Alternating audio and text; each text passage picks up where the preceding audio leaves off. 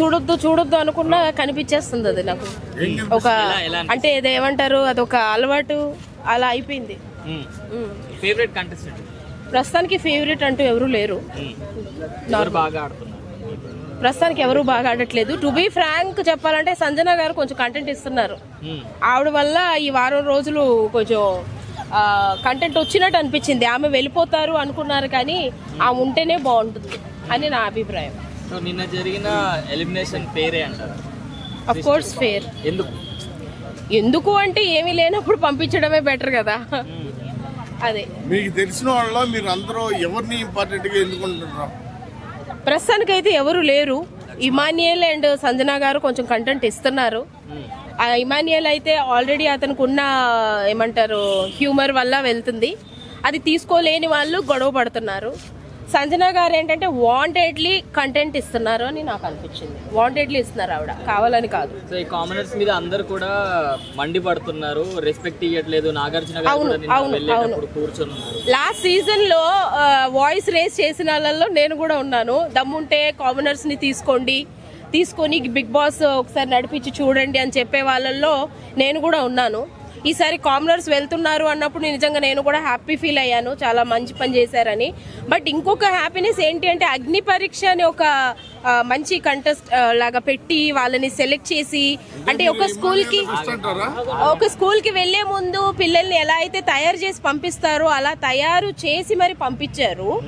వాళ్ళు చేసినంత వరకు చేసి పంపించారు. బట్ వాళ్ళ బిహేవియర్ చూస్తుంటే ప్రతిదీ మనం తయారు చేయలేం కదా. లైక్ గుర్రాన్ని తీసుకెళ్ళగలం కానీ నీళ్లు తాగించలేవు అన్నట్టు వాళ్ళ బుద్ధిని చూపించుకున్నారు. ఇంకొకసారి కామన్ ని పిలవద్దు అనేటట్టు బిహేవ్ చేస్తున్నారు.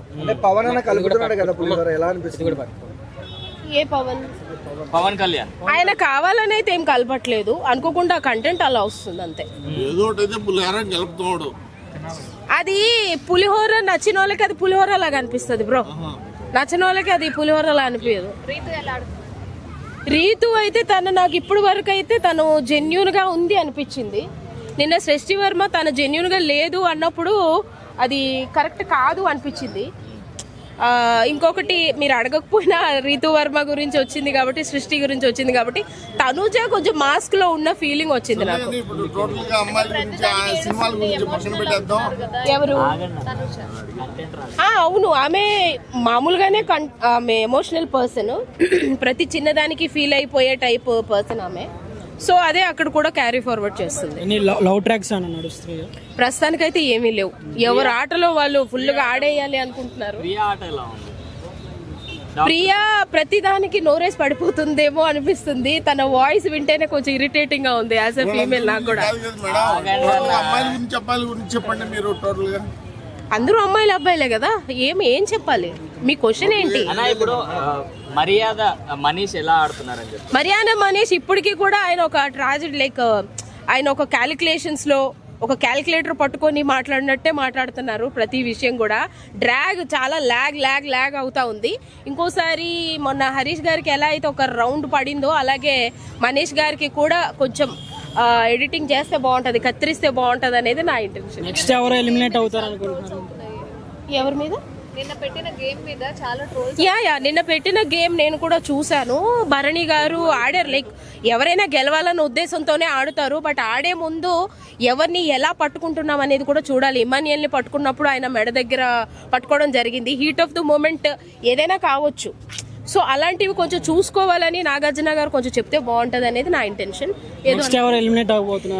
నెక్స్ట్ ఎవరు అనేది ఈ వీక్ చూస్తే గానీ చెప్పలేము. ఎందుకంటే హరీష్ అయితే ఆయన పూర్తిగా ఫిక్స్ అయిపోయి వచ్చినట్టున్నాడు. నాదే కప్పు, నేను రాసేసుకున్నాను దాని మీద పేరు అన్నట్టు. బట్ అదే ఒక చిన్న పిల్లలాగా మారం చేస్తున్నాడు. అది ఆయన ఇల్లు కాదు, బిగ్ బాస్ ఇల్లు అనేది మర్చిపోతున్నాడు. అంత ఓవర్ యాక్టింగ్ పనికిరాదు. దేనికైనా సరే నిదానంగా ఆట అన్నప్పుడు ఆటలాగానే ఆడాలి. ఒక హౌస్ లో పెట్టారు అంటే అందరితో కలిసిమెలిసి ఉండాలి.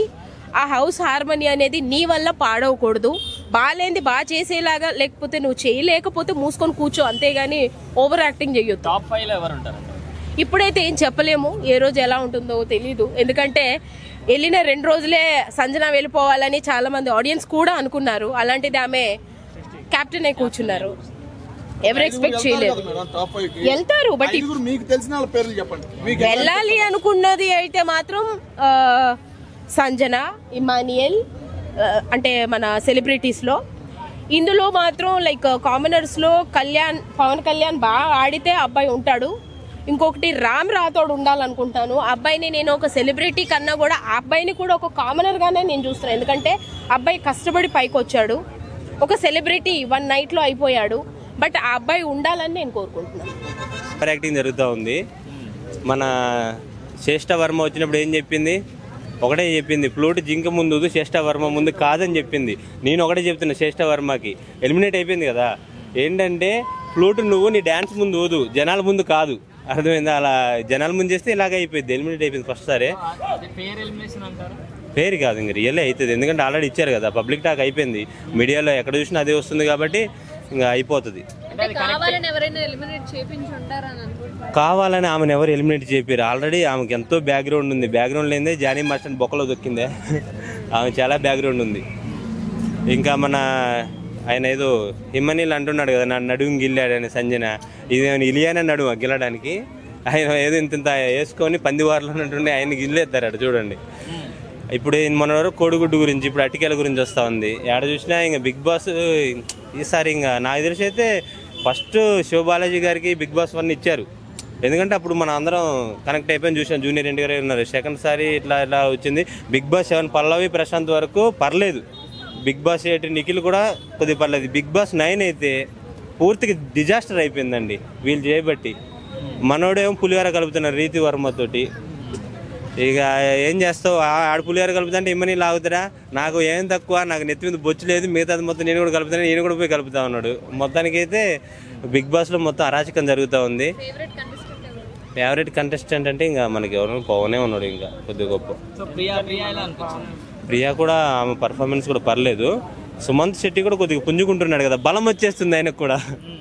అలా బర్నీ రాము రాథోడు ఇంకా ఆమె చెప్పింది అది వెళ్ళేటప్పుడు, రాము రాథోడు జెన్యున్గా చేస్తాడని. జెన్యున్గా ఉన్నాడు ఆయన కూడా. కాకపోతే కామన్ మ్యాన్ లేరు కాబట్టి ఇంకా కామన్ మ్యాన్ అంటే ఎవరండి? ఒక పానీపూరి బడ్డీయోడు, ఒక ఆటో డ్రైవర్, ఇలాంటి వాళ్ళని పెడితే కొద్దిగా ఎంకరేజ్ ఉంటుంది. ఎవరిని పెట్టినప్పుడు ఇంకా మనకు కూడా కొద్దిగా డిసప్పాయింట్ అయిపోయాం ఈ సీజన్ 9 అయితే. నాగార్జున గారి కోసమే చూడాలి. నచ్చలేదా అంటే సెలబ్రిటీస్ అయితే నచ్చుదును, ఇంకా కామన్ మ్యాన్స్ అని చెప్పి మళ్ళీ యూట్యూబ్ స్టార్ని పెట్టారు కాబట్టి నాకు నచ్చలే. సెలబ్రిటీస్లో అయితే చాలా మంది ఉన్నారు పెట్టారండి. ఇప్పుడున్న సెలబ్రిటీస్లోనా సంజన గారు పర్లేదు, ఆయన బాగానే ఆడుతున్నారు. కానీ ఇంకేమన్నా కొద్దిగా డిసప్పాయింట్ ఉంది. అంటే జనాల మీద ఇప్పుడు వాళ్ళకి రెమ్యునేషన్ 2 లక్షలు 3 లక్షలు. బాలయ్యబాబు ఆమె పేరు ఏది ఉందో, బాలయ్యబాబు సినిమాలు చేసింది ఆమె పేరు లక్ష బాప. ఆమె రెమ్యునేషన్ 3 లక్షలు. ఇవన్నీ డబ్బులు ఏడా జనాల మీద రుద్దుతా ఉన్నారు. ఇప్పుడు మనందరం చూస్తేనే కదా వాళ్ళకి డబ్బులు వచ్చాయి. ఇవన్నీ జనాల మీద పెట్టి వాళ్ళకి లాస్ట్కి మనం పిచ్చోళ్ళం, వాళ్ళు కాదు. వాళ్ళకి రెమ్యునేషన్ వస్తూనే ఉంది. వాళ్ళు ఎలిమినేట్ అయిన డబ్బులే, వాళ్ళు అందులో ఉన్న డబ్బులే, ఆఖరి కప్పు కొట్టిన డబ్బులే. మనం పిచ్చి జనాలం, మనమే పిచ్చోళ్ళం. బిగ్ బాస్కి వెళ్ళాలని ఉంటుంది ఎవరికైనా. కాకపోతే నేను కామన్ మ్యాన్ ఇవ్వలేదు కాబట్టి ఇంక వెళ్ళలేము, అంతే. అయిపోయింది కదా ఆల్రెడీ. సీజన్ 9 అయిపోదానికి వస్తూనే ఉంది. ఇంకా ఫస్ట్ వీక్ అయిపోయింది, సెకండ్ వీక్ రన్ అవుతుంది. ఇంకేమో గట్టిగా ఇంకో కళ్ళు జరిగితే అయిపోతుంది. ఉన్న వాళ్ళలో టాప్ 5 అంటే ఇంకా మన పవన్, సంజన, ఇంక వీళ్ళే ఉన్నారు. ఇంకా నాకు తెలిసి రీతు గురించి మొన్నే చెప్పాను.